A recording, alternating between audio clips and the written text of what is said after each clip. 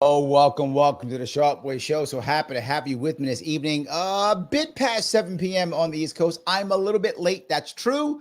I have been rushing. I was away for many days, and now I have returned, which is great. I have returned, but I'm in the wrong place. So hold on one second. I will get into the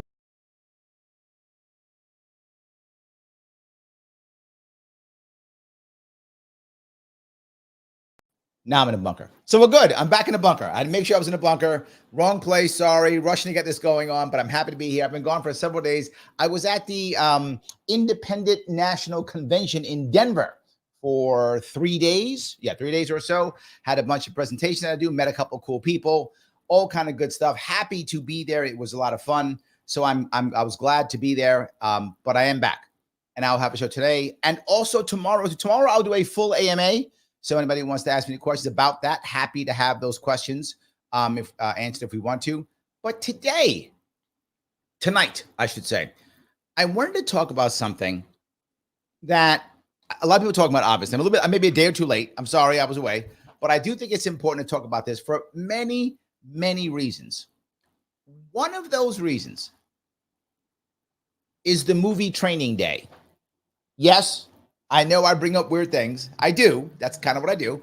But if you remember, Training Day was a movie from, I think, 2000, 2001, 2 in that area. Early 2000s. Denzel Washington and Ethan Hawke in that movie. And in that movie, Denzel Washington is like the senior cop in the guy who, can get you in where you need to go. He runs the drug confiscation group and all that kind of stuff. And he kind of runs everything. He actually runs the good guys and the bad guys. He runs everything, right? He thinks he's the top of the guy, untouchable. That's who he is. Ethan Hawke comes in thinking, okay, I'm going to be this great cop, right? I'm going to be this great guy. I'm going to make change. I'm going to fix things. He comes in and realizes how corrupt it is and basically gets trapped trying to be good and to make his boss happy when his boss is horribly corrupt. So as he comes in and says, hey, boss, I want to help out. I'm not going to give the whole thing away, but you may want to watch this. It's a good movie. I'll give the general idea. He basically wants to make his boss happy, who's Denzel Washington. And Denzel says, great, do these bad things. And he's like, we can't do these bad things. It's bad. We can't do them. And he goes, no. We're special because we have to be with the bad guys. So you have to do these bad things. And everyone knows, and it's totally fine. You can just do them. If you don't, look, I don't know if I can, you ready to do this? This is the serious stuff. Like you want to make a difference. Gotta go do the bad things. So Ethan Hawke's character does the bad things. And when he does bad things, now the guy goes, well, now I own you. Because now you've done the bad things. And so you don't do what I tell you now. I'm going to tell the police force, you've done the bad things. They're not going to believe you. They're going to believe me because I'm a senior guy. You're done for. Guy's trapped. Guy was trying to do the right thing, trying to be a good guy in his own eyes. What happens? Completely screwed. Completely screwed. Am I saying that's Diddy? Diddy's not the Ethan Hawke character, if anything, in this scenario. Diddy's the Denzel Washington character, right? You are someone who wants to do well in the music industry. You want to go out and do cool things. You want to make things happen in the music industry. Diddy takes a liking to you. Hey, come on in, hang out with me. I'm P-Diddy. I'm popular. I mean, without me, there's no Biggie Smalls. There's no Notorious B.I.G. without me because I'm the cool guy. And you go, oh my God, I'm so lucky. I'm hanging out with Diddy. I'm going to be a superstar. He goes, great, just do this bad thing. And you go, but I don't want to do the bad thing. He goes, do the bad thing. Oh, you don't want to do all the things you got to do to be good in this industry and to be the star you want to be. And then you go do the bad thing. And he goes, now I got you. That connected to me a lot in this world, right? It did a lot. Now you might go, well, Larry, isn't that like, Epstein or someone? Oh, now I'm getting demonetized. The E guy or something else, right? Isn't it like him, right? Isn't it him, right? The guy who was found unalive, that guy. Maybe, yes, but the E guy He was much more generic, rich politics. I feel like this is special because this is specifically a music industry. It's almost like, and maybe I'm off on this. You tell me if I'm off on this. It's almost like it's a Me Too for the music industry, right? Like that's the thing. And that I think is what makes this bigger and bigger and bigger. And I could see people who are bad, like bad people doing bad things, moving towards this happily. But I also see Ethan Hawke characters, people who would believe this is the way to become successful. This is the way to make a star they look up to, like Diddy, happy, and then finding themselves completely screwed. And I think you're going to find a lot of that as this comes out, as this more and more comes out and becomes exposed. You're going to find both of those, I think, as we move forward. Lunatic Libertarian, thank you for $50, brother. Thank you so much. I appreciate it. The super chat. Diddy is being exposed, yes, but not the E guy or the list. Very good point. That's part of my point, Lunatic. I think you and I are in the same page here. This is for the music industry. If we beat them up, the world's not going to end. It's okay. The power of the music people they don't have real power, right? They're used as stooges, or they're used as sometimes even surrogates for the wealthy, right? The music guy shows up at the party for the inauguration. He's not the powerful person himself. Now, sadly, and I'll give you a little bit about the movie. In the end of the movie, the Denzel Washington character, well, it doesn't end well for him. That character believes he's untouchable. As you remember the movie, The Untouchables, right? People who thought they owned everything, could never be stopped. Mr. E also thought he was untouchable. Yes, I would say Diddy also thinks, or maybe still thinks, he's untouchable. So I think that's the critical piece. And once you think you're untouchable, you are so touchable. That's the thing. What will keep you untouchable is knowing you are not untouchable. The second you actually think you're untouchable, you are totally touchable. So always being afraid, thinking you are touchable will make you untouchable. But once you think, it can't touch, you know who I am? Once you're that guy, you're done. I think Diddy became that guy. I'm sure Epstein became that guy. I mean, they covered up his stuff for how long? Keep saying it. The E guy, maybe like 3 times in an hour, I don't get canceled. Maybe, I don't know. But anyway, the E guy, yes. So he goes on to say, bottom line is don't idol worship. You are asking a lot, right? Look, brother, I agree with you. You ask a lot of people. You ask people to not be what so many people are. And I think you could get there, right? I'm not saying we can't get there, but man, we are so much into idol worship. We have to have more people. And I'll give you a good example that I'm saying I agree with you. When I run for office, I've run twice before. And each time that I run, I get a lot of people who want to help, which is great. Love when they help. It's amazing. Love when they help. But when they come to help, sometimes I get a bunch of people who just, because they're so happy, they just want to make me happy, right? So all of them is go, yes, Larry, whatever you say. Yes, Larry, whatever you say. That's not good for me. I mean, don't get me wrong. It feels good, right? I love when someone does that. Of course I feel good. Larry, you're great. You're the best. Of course it feels good. All right, I'm still human. I enjoy it. But it's not good for the campaign. The campaign, the people will say, yes, Larry, you're right on this. And also, Larry, you may be wrong on this. Larry, I'm sure you're wrong on this. Or, hey, Larry, there's another idea here. And when people start to go to, I just want to keep my idol happy because I like him and I don't want him to quit, all of a sudden people start doing whatever. It's true. It's not helpful. The problem, though, is twofold, right? If you're the idol, lunatic, and I keep making you feel good, it feels good, right? Everyone's telling you how smart you are and how good you are and all that stuff. You don't want to stop. You got dopamines flying all over the place. You're like, maybe I am a god the whole time. Oh my God, I am. You start thinking that, right? And everyone else sees you happy and they want you to succeed. So now they feel happy. So it's symbiotic, if that makes any sense. I feel good because I want you to go do the thing, whatever, you're running for president or something, and I want you to become the president. So I'm telling you nothing but good stuff. You're feeling great about it. You keep going. I'm happy. You're happy. Dopamine flying. Everybody's good until it all comes crashing down. So you're right. And it's really hard. I guess is what I'm saying.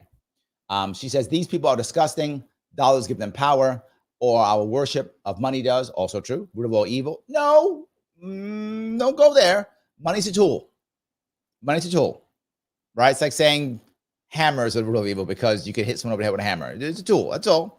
Stop participating in these systems will allow true freedom and liberty. Yes, look, money is at the root of all evil.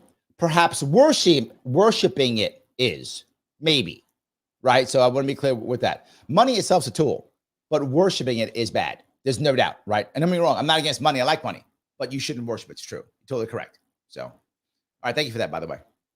So let me kind of go down a couple more if I could. All right, the piece I brought was that whole idea of people being pressured. Now, why do I say that? Because the issue that is going to pop up here, it was the same issue, believe it or not, when it came to Cosby. Larry, how did it match? Here's how. One of Cosby's defenses, when they said, but these women had drugs in their system. And he's like, yes, they did. He didn't deny that. He's like, they did. So you drugged them. His argument was, no, people often take drugs when they're hanging out with their friends or having intimate relations or doing that stuff. They often do that. That's a common thing, whether the drug is alcohol, whether it's cocaine, whatever it is, they do it. This was another drug. They were willingly taking it. They wanted to have a better experience when they were hanging out at my house or whatever. That was his argument. I'm not saying it's true. I'm telling you that was his argument. Now, going to a jury, he only gets a certain amount of information. That can be challenging. And a judge has to decide what goes in and what doesn't come in, right? So if a jury only hears this part of the story and it's like, no, they wanted to take drugs. They were taking drugs and having fun at a party. And yeah, they had sex or whatever they did, right? But that was consensual. That was consensual. That was his argument. It is will be the same. He will say, oh, no. Yeah, they did the things, but I didn't force them. They wanted to. I invited them to the party and they came. I asked them and they showed up. I said, here's a bad thing to do. And they went, okay. That will be his argument. How do I know that? Because a lot of the other charges are RICO charges.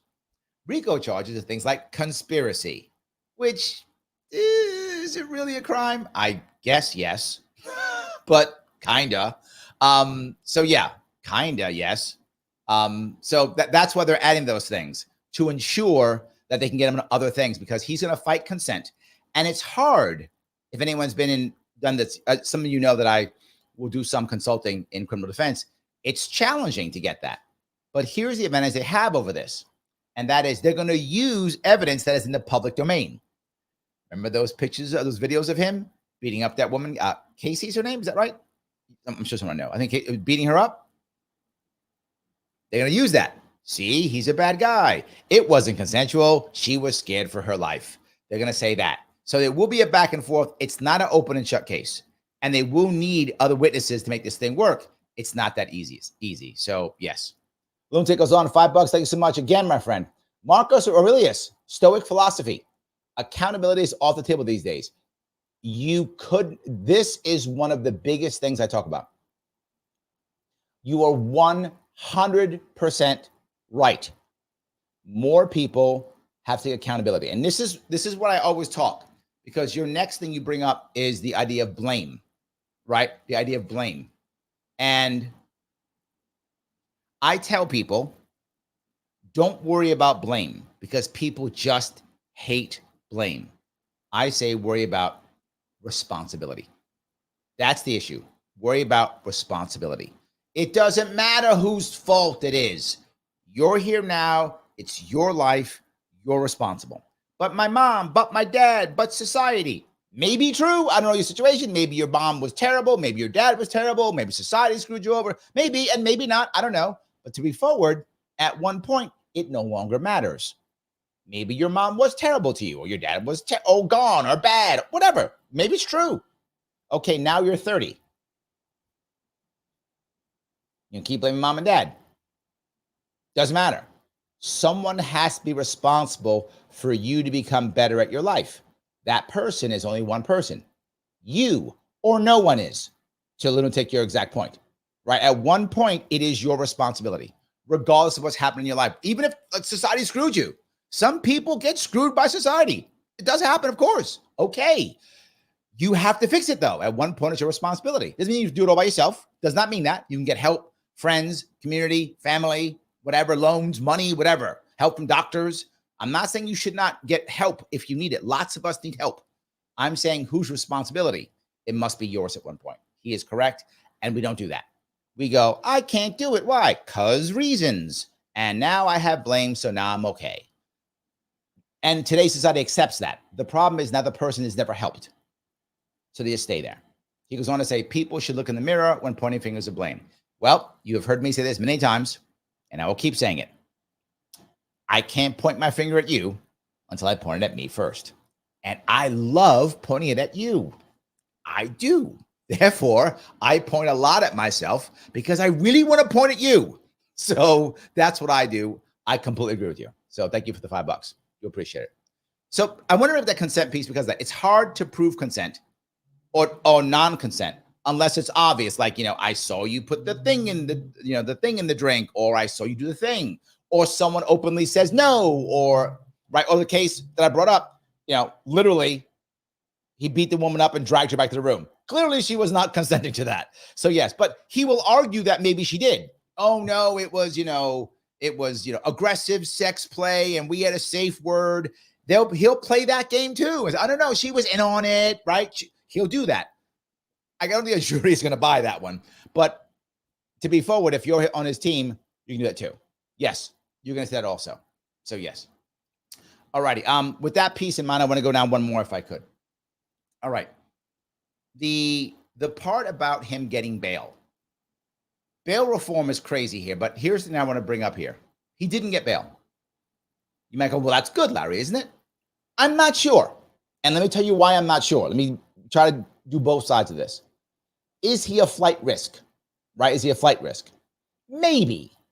And why do I say maybe? Because if he thought he was in trouble, his team was already negotiating with the cops. They were negotiating. He moved to New York voluntarily to make sure he was there for when he's arrested. They were negotiating how to surrender. That was already happening. Well, and for those who don't know, if you're not rich, they just knock your door in, grab you in the middle of the night, treat you like a common criminal, and throw you in jail. If you're wealthy, one of two things happens. If they think they can get a really cool press hit, sometimes they will just knock your door anyway because it's a press hit. Usually it's a political hit, like a guy like Roger Stone, like that. Otherwise, they don't arrest you. They don't do that. They call up your lawyer and say, hey, Sarah, your client, Mike, we got a warrant for his arrest. We don't want to knock down Mike's door. And Sarah, you're his lawyer. Can we negotiate him surrendering himself? I'm not joking.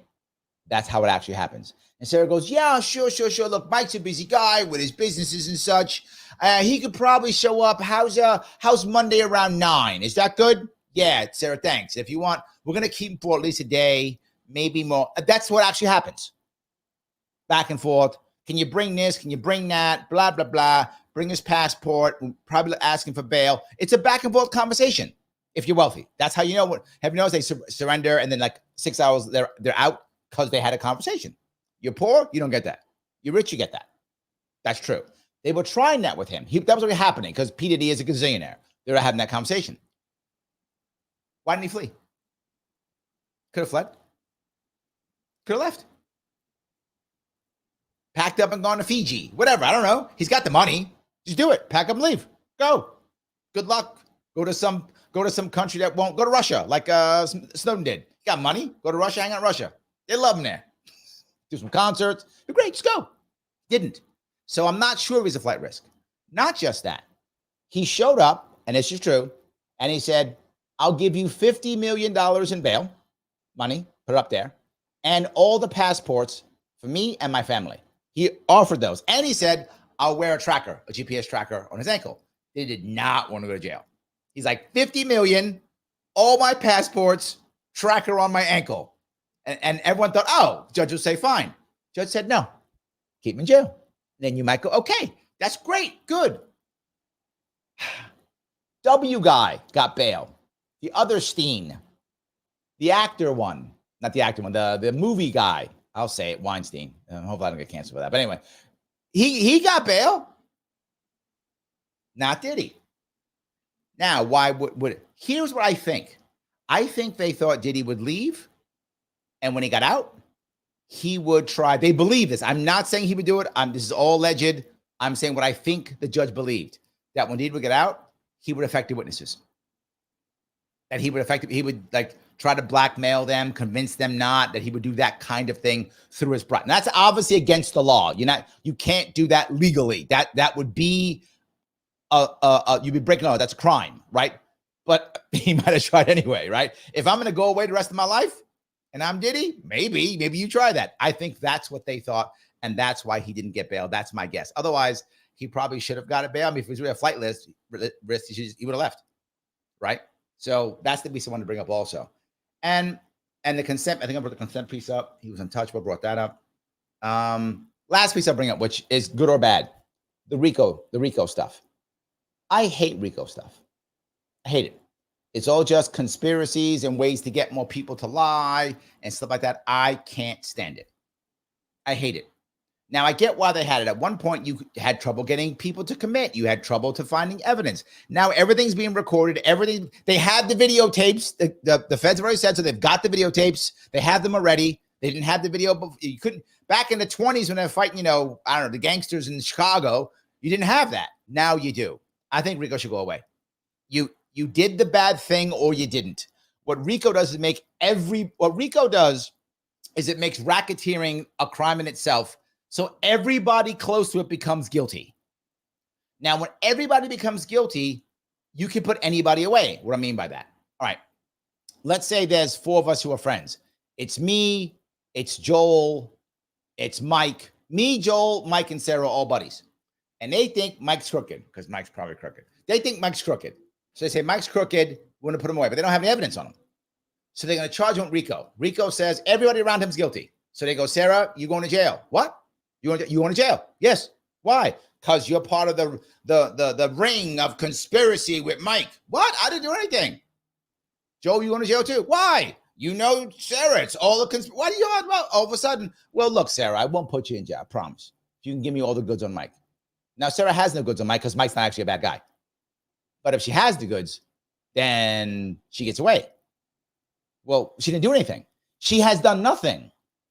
But being connected because of conspiracy and RICO, she can go to jail. She knows this. Her lawyer tells us. She goes, okay, yeah, I saw Mikey kill the guy. Who was the guy? Bobby. Yeah, he killed Bobby. Yeah, he did.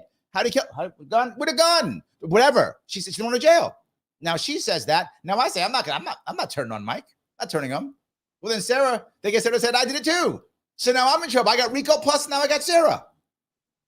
So now I'm gonna give up Joel. Others are gonna put me in jail, and everyone's giving everybody up. That's why you have all these people giving everybody up. If you notice on their indictment, there's like one victim. What's everybody else? Someone who dealt to put someone else in jail. It's tougher, is all I'm saying. I can't stand RICO. If he did the bad thing, he should just pay for the bad thing. That is why I talk about when it comes to fairness in our prison system, in our justice system, go to jail or be punished for what you did, not to keep somebody's happy because somebody's happy, not so you'll plead quickly so the system doesn't have to worry about you. It's the wrong reason. That's the issue. So yes. All right, let me grab super chats again. Lunatic again, thank you, my friend, for the $5. Thank you so much. It's terrible to me, in my humble opinion, that people know more about entertainers and celebrities than their own children. They also have self-defeating tendencies. Two pieces to that. Yes, celebrity, it's nice to know entertainers and celebrities. It's nice, it's fun, it's gossipy, it's fun. It is nice. But you're right. They move to a point where they know a lot. And there's a good and a bad to this, right? And I talk about this from an internet, like what I do here. If you are a niche micro influencer, like you know about a celebrity, like you're the number one person who's all about Diddy or something, you can get a YouTube channel and make a living just talking about him or what any other celebrity. I'm bringing him up obviously because of this. You could. The problem is if he gets into deep trouble and goes away, your channel might also go away. But yes, but you're right. But we can do that. There's probably not as many about people who are like doing other good things. So it's a good point. Then he goes on to say they have self-defeating tendencies. Here's the issue. 2 points. Young, and then no matter what. I'm a first touch young. Someone told me years ago, I forgot who it was. Someone told me years ago that it's always better to have fame and success later in life. Always have fame and success later in life. And guys like, why, right? Well, if you have it later in life, you respect it. You'll probably keep it. you've learned enough, you've had your butt kicked enough that now it's good, right? If you get it in your 40s, 50s, 60s, you've been through enough to where now when you get it, you'll keep it. You get it in your teens and 20s, it's always been there. You don't respect it. And then what's next? What's next? Right? How do you get a peak? There's an old, we're going to Star Trek, guys. I'm sorry, we're going to Star Trek. There's an old Star Trek from the original series. And this is the origins, and it talked about this back in the 60s, AI. Some of you know already what I'm talking about. It was the M5.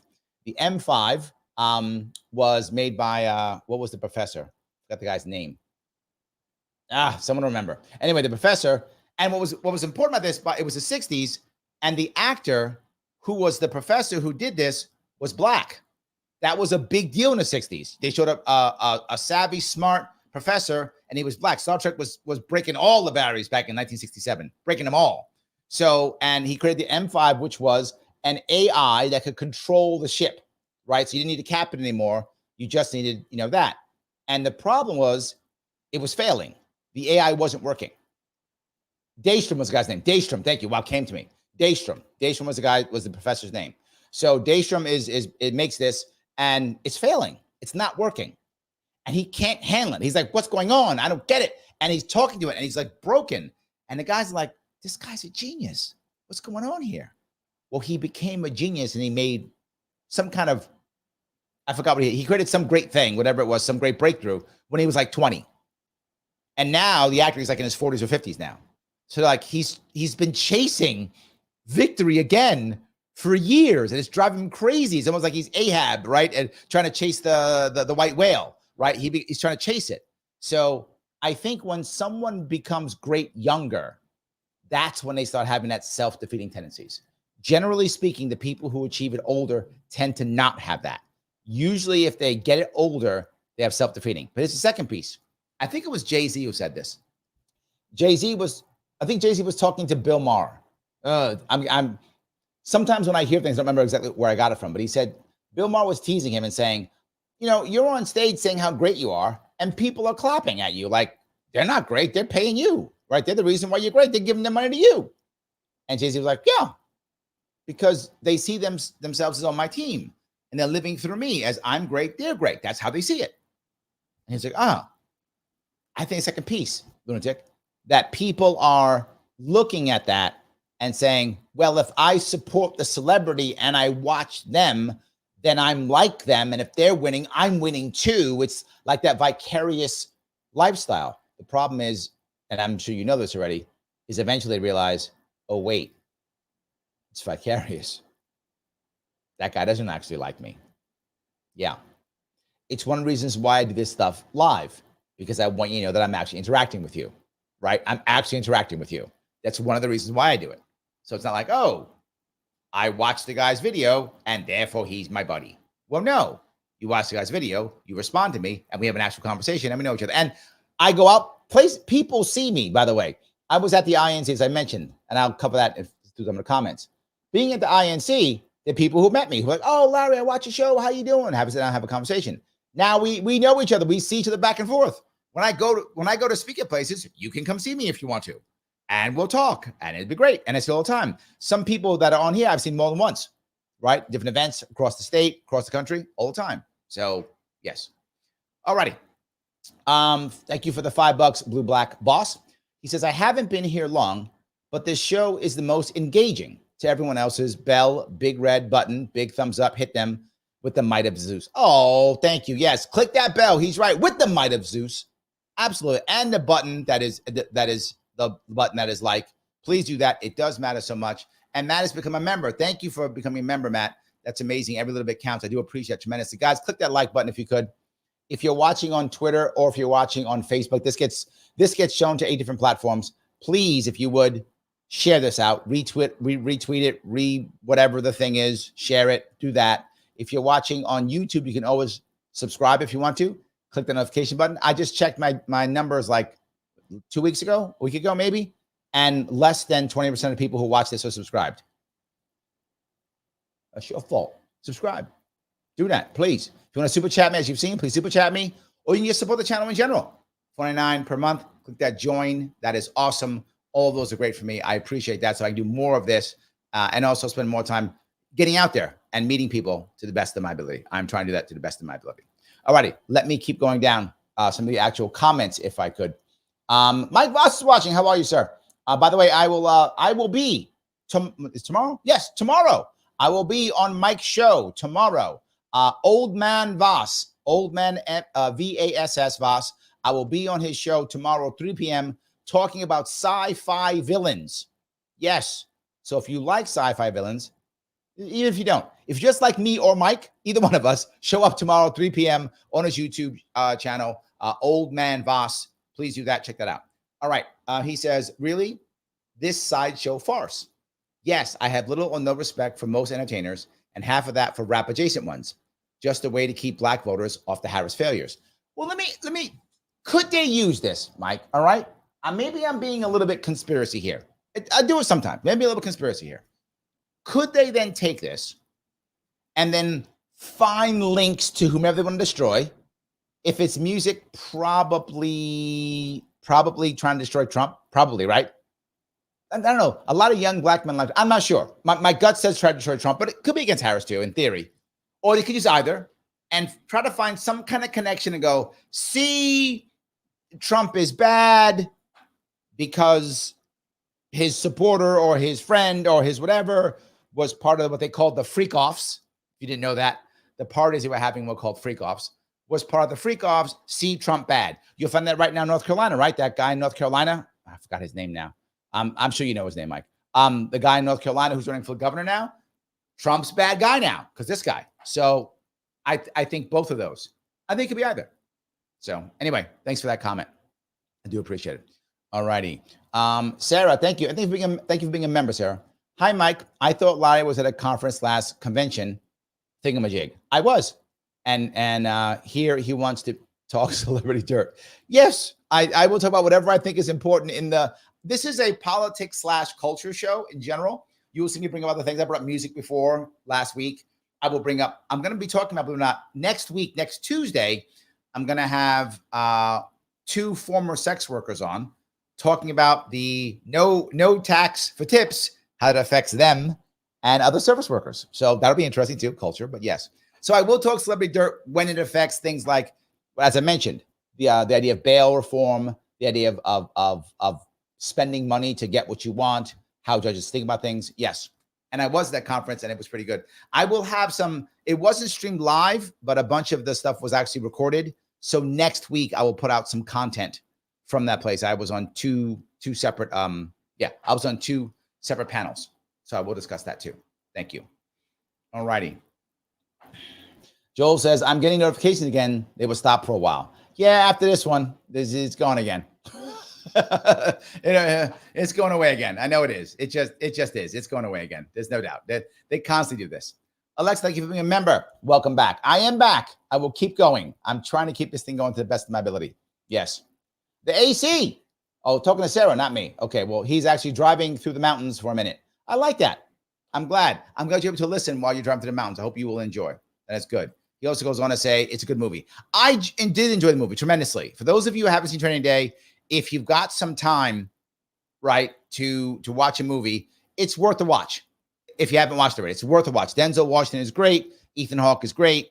It's a good movie. It's worth. It is adult, right? I mean, don't put the kiddies in there. It's an adult movie, but it is worth watching if you've got some time on a weekend. You want to do something, kick back. It's a good choice. It's a good choice to watch. Yes.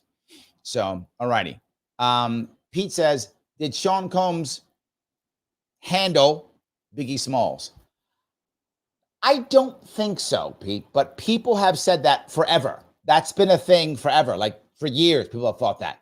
I don't think so. And the reason why I don't think so is Biggie Smalls was a cash cow for him. He was a cash cow. Diddy still did great, don't get me wrong. But I don't know if Diddy knew that he could still do as great without him at the time. I don't know if he knew that. My gut says he didn't know that he could be as powerful without him. And I don't think he would have done it. I have no evidence to that, my friend. You asked my opinion. That's my opinion. That's how it feels to me. I have no evidence, so I could be completely wrong. So I'm just giving you the answer that you asked. So I'm doing it. Blue Black Boss says 1,000 bottles of baby oil. I add baby oil and I'll use the words probably, okay, lubricant. Yes. Yes. People, what? Yeah. Oh, I thought it was 100 though. Was it 1,000? I thought it was 100. Whatever. Still a lot. 100,000. I don't care. Wow. Wow. You doing a lot of friction is all I'm saying. You're doing a lot of friction with that. Supposedly, he would bring in, from what the indictment says, he would bring in male sex workers and then have you engage with them, whether you were a male or not. Didn't matter. Female, male, you'd engage with them. And then he recorded you. So again, allegedly. And then now I got the goods on you. And you do what I say. That's what they say. John says, hand in the entertainment industry. And like Cat Williams said, they're all going to. You know what? Thank you for bringing it up, Josh. When Cat Williams, for those who haven't seen it, if any of you care about, if this kind of gossip in this industry is something you're interested in, if you enjoy listening to it, Cat Williams has some serious interviews where Josh is correct. He walks down all of this, like from years ago, not like yesterday. Like you go back a couple years and Cat Williams saying, this guy does this and bad and boob and boob and boob. And he's like, people are like, come on, that can't be true. People that were saying Cat Williams is nuts, can't be true, no way. Now we're going, Me and Josh are like, think that guy got something going on. Absolutely. Yes. 100%. Yes. Josh goes on to say, the Diddy thing is real and there are many more in the industry that's involved in the same kind of things. Found out that when I was dating one of Howard Stern's cousins, learned a lot. Oh, man. Okay. There's some stuff going on there.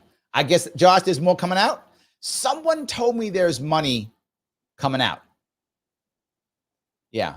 Pinkerbell, thank you for being a member. I appreciate that. Jeffrey EpiPen. Thank EpiPen. Pinkerbell.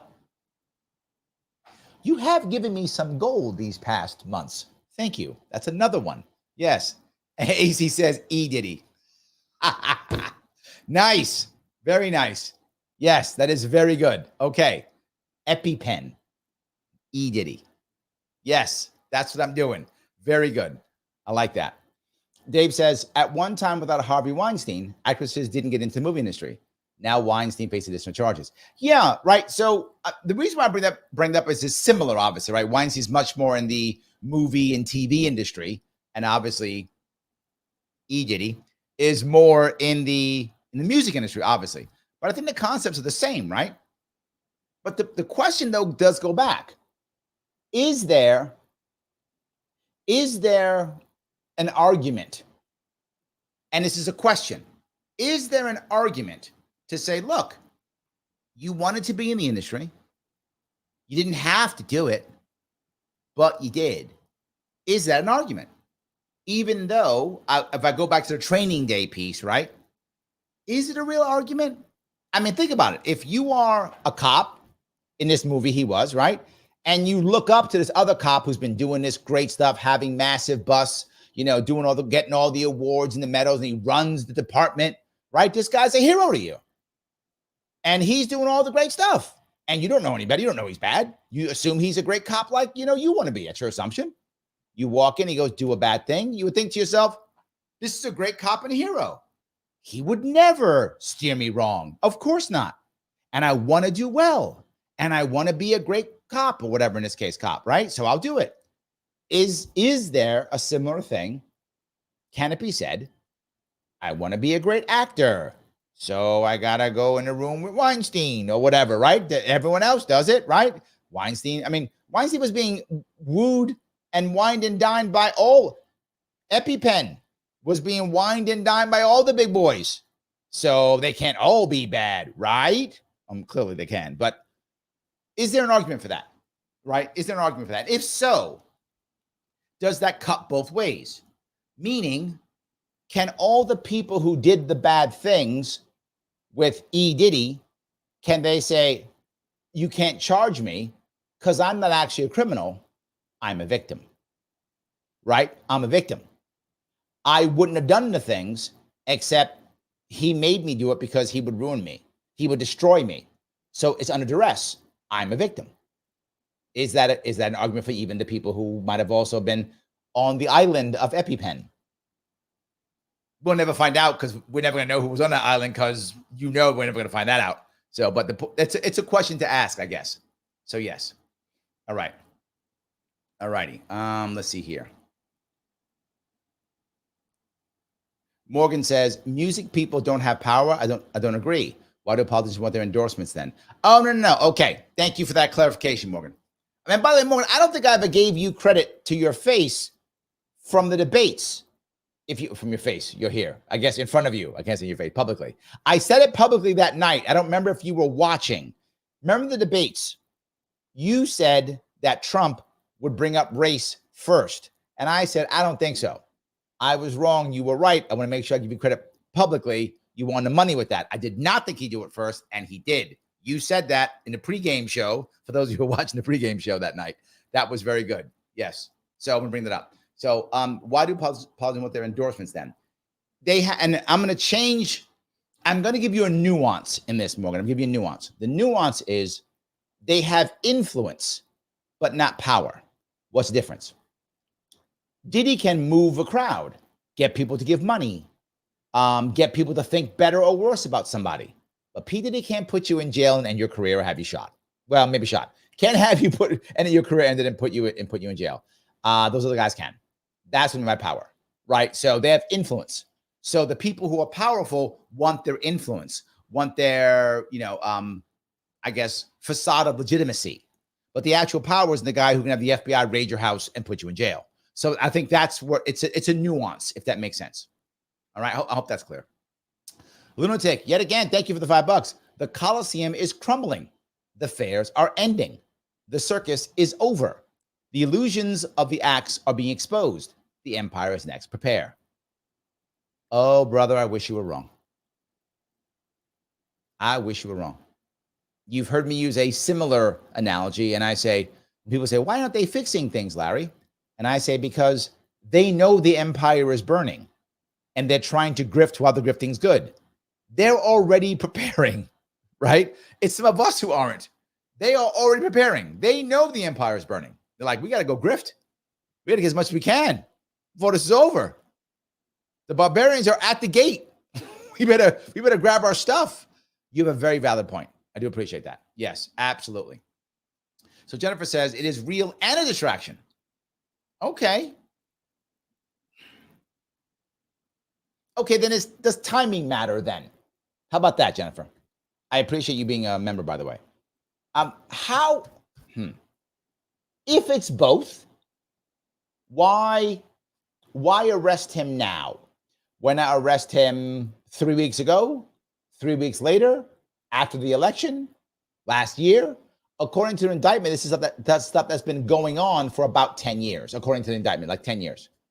Couldn't they have done it last year? I don't know. This is me and you just kind of spitballing here. Or could it have been, it could be a month from now, 2 months from now, after the election? Right? So if it is, maybe that's what it is. Okay. Maybe that's what it is. Am I wrong? Maybe that is something that's important. So let me grab a couple of these if I could. All righty. Wow, so many guys. I do appreciate all of these. Jennifer says, news is happening so fast, we can't process it all since, you know what, if you haven't noticed.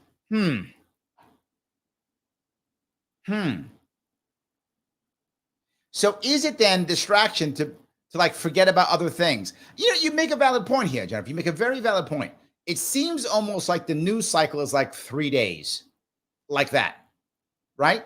Like 3 days. Morgan's on board. He says, I agree, real and distraction. Yes, it's about timing. Maybe that's right? Maybe that's what it actually is. Maybe it's just, okay, it was a week, then boom, then it was a week, then boom, then it was a week, then boom. Maybe that's what it is.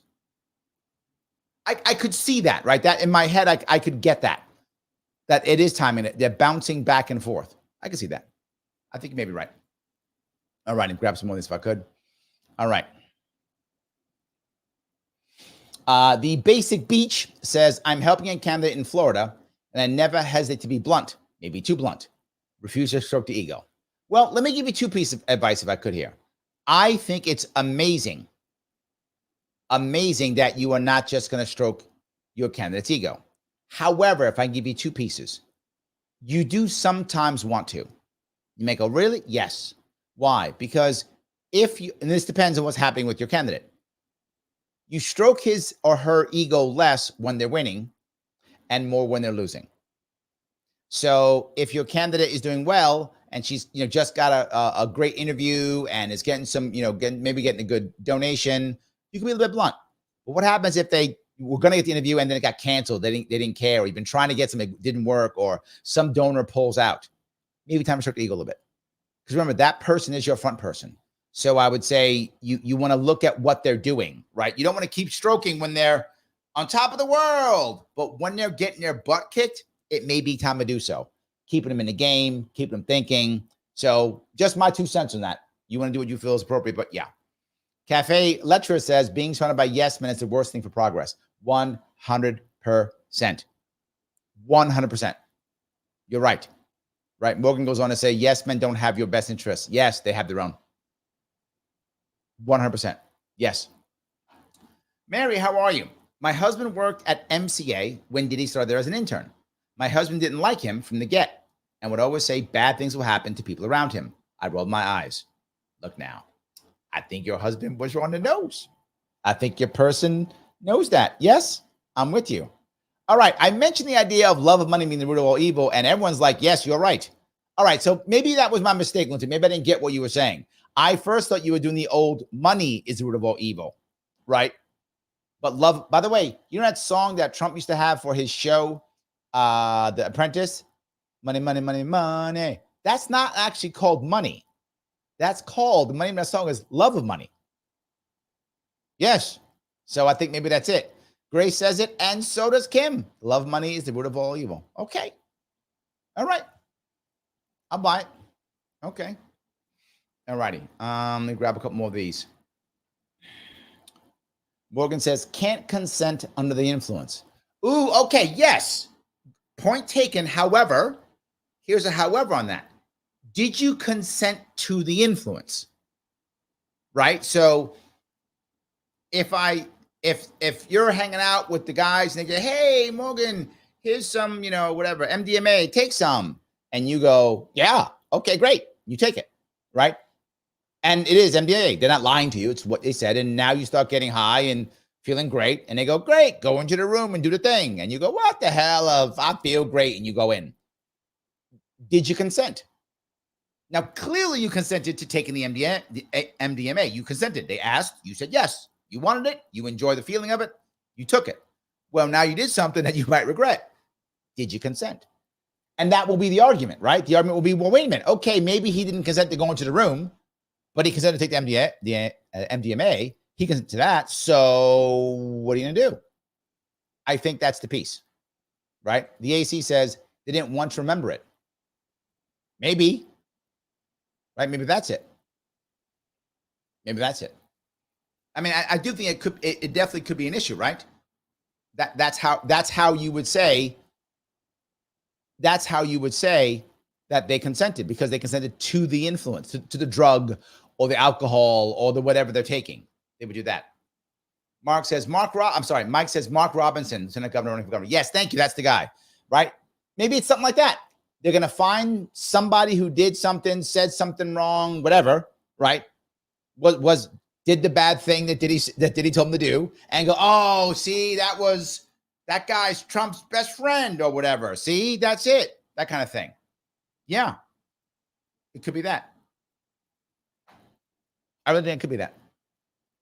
Jennifer said, Diddy always said vote Democrat and hated Trump recently. Oh, it's funny. Remember he did that vote or die campaign forever?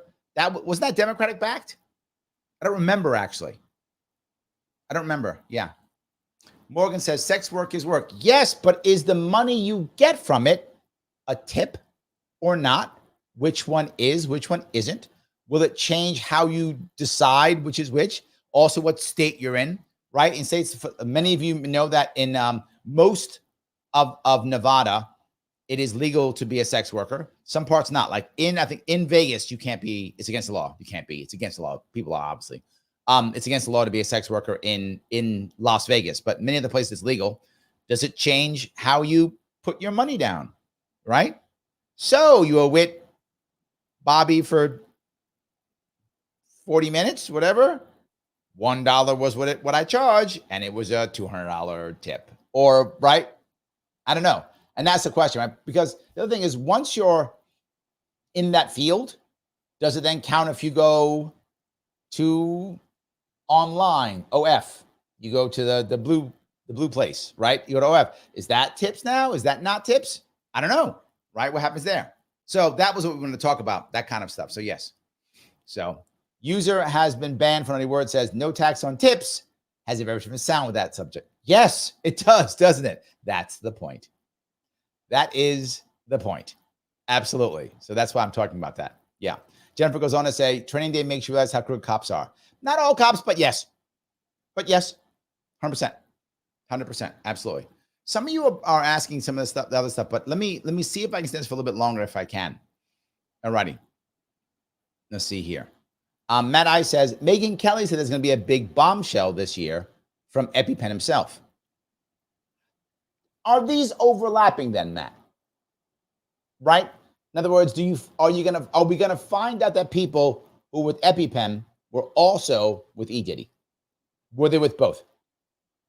So if I got stuck on this, I got stuck on the other. Or if you read the what's happening now is there are 2 or 3 sex workers who have decided they are going to be witnesses at the grand jury.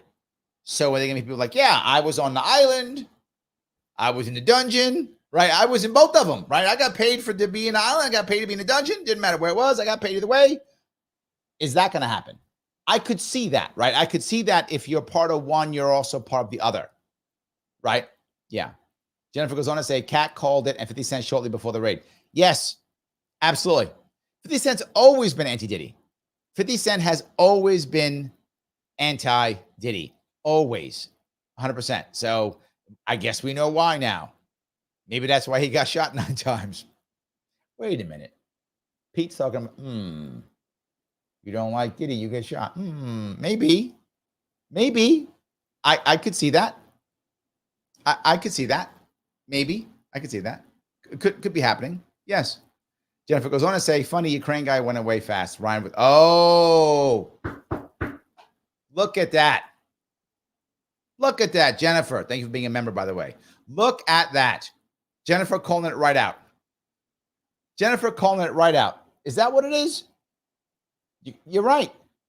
So maybe Trump didn't get in trouble. Maybe nothing happened to him. Maybe there was no attempt. Look at this. Look over here. Look over there. Man, you guys always make me think that everything is like a conspiracy. So maybe it is. But yes, I can see that. Yeah. That's funny you say that because now I look at the news and it's all that. It's all that. Kim says something like Patty Hearst being a victim. I think you're going to see a bunch of that, Kim. I do. I think you're going to see a bunch of that because look, if you're some guy, whether you did it on purpose or not, right? I mean, obviously, whenever there's dark people and dark things, dark attracts dark too, right? So I'm sure of the people who were working with him, some of them were horrible people. I'm sure that's just how it works, right? They're attracted to that. But I'm also sure that they suckered in a bunch of people who didn't want to be bad, and they suckered them in. They became bad because they thought it was the right thing, or they were fooled, or whatever the case may be. I'm sure that also happened, right? I'm sure both happened. But the other part is, have any of you seen the World War II German series called Generation War? In German, it's Unsere Mutter, unsere Vater. Oh, unsere Vater, unsere Mutter. Our fathers, our mothers. In that, you find there's one bad guy. He's exactly what the people who you would not see would be, right? That's who he is. He's a really bad guy. And at the end of the series, he tries to convince the Allies when they're arresting people, no, I was one of the good ones, right? Because I did this and I was just following the orders, but I help people. Look how I help people. And they believe him in the series, which shows that I'm sure that happened, to your point. Some people who were bad guys pretended to be the ones who were trapped. Oh, no, I didn't want to do all these horrible things. I was trapped and forced to do all these horrible things. And in certain cases, the allies believe them. Oh, okay, so you're one of the good ones. You're fine. Oh, no, you go to the gallows. Oh, no, you're a good one. And I think the same is going to happen here. There's going to be people who were horrible and went to Diddy and were happy things were bad. I'm like, yeah, now we're doing terrible stuff. I'm in. And they're like, oh, I didn't want to. No, I was trying to help the kids. They're going to do that kind of thing. The question is, do we believe them? Not we. Does the jury believe them? Right? That's the question. Sarah, thank you so much for the $5. Speaking of songs, I hear the Baby Shark song when Larry's show's coming on. Larry Shark, doot. Yes, I know. I've been teased by that many times. The first person to tease me about that, believe it or not, if I remember, hold on. Was it Chrissy Mayer? I think it was Chrissy Mayer. Chrissy Mayer started singing that to me a while ago. So yes, he was the first person to tease me with the Baby Shark song. Yes, it does kind of sound catchy. Maybe I should change that. They'll probably sue me. I get shadow banned enough, Sarah. I don't require any more. I have like 9 people watching. I keep doing this. And I have to go live on 45 places, not 8. So we'll see. There we go. All righty. Mike says, part you are missing is that the rappers depend on their criminal status and thus no snitch and wild action. But like all entertainers, want to do whatever for money and fame, just a matter of degree. But you have people who are wrapped up in this like Usher. Right? And whether you like Usher or not, he doesn't have that persona at all.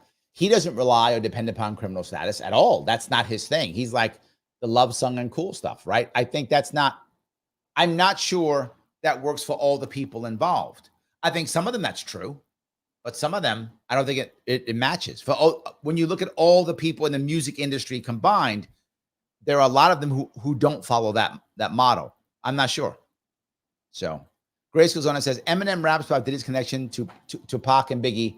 Oh, yes. Yeah. So you're saying, okay, so, all right. Perhaps I'm going to walk down a little bit. I'm going to go down a little bit of rabbit hole, a little bit. Maybe he was responsible or assisted or encouraged, maybe another a safe way of saying it, the back and forth between the two that got them killed. Maybe. There we go. Maybe. It could be that. Yes. Dave says, these entertainers are victims, in quotes, like the Republican Party of Iowa is a victim in the state of Iowa. The Republican Party of Iowa has all the power. They portray themselves as victims. All the time. You are correct, Dave. All the time. Yes. And that's the question. Will a jury buy it? Or does a prosecutor think, right, that the jury will buy it? If that's the case, they back away. I don't think it's an open and shut case. I do not think it's an open and shut case at all. I think he could get off. Another reason why I think he didn't flee.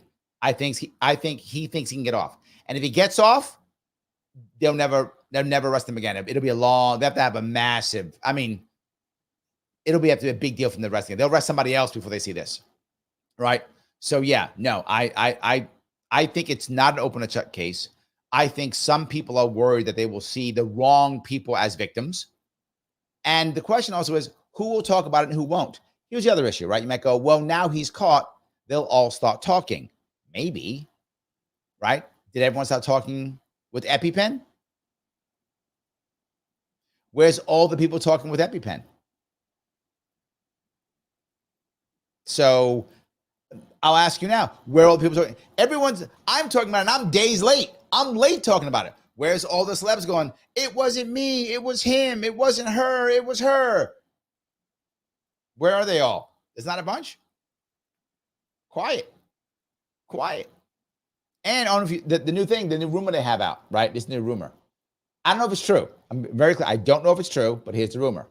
That Diddy, it's dangerous for him in prison because if they get him, if he's gotten, that's all I'm saying, if he's gotten, then the prisoners get street cred in the prison system for that. I don't remember that being a thing. My father used to work at a prison. He worked at Rikers Island, a jail, Rikers Island. I don't remember. I've talked to many people. I don't remember that being a thing. If the person does bad things to children, That's 100% true. That is an accurate statement. If you do things to children and you find yourself in a jail or prison, you could be in trouble. That's true. That's absolutely true. I don't remember because you're a music mogul, everybody wants to shank you. I don't remember that. I would assume the opposite, that they would want to shake you down for cash.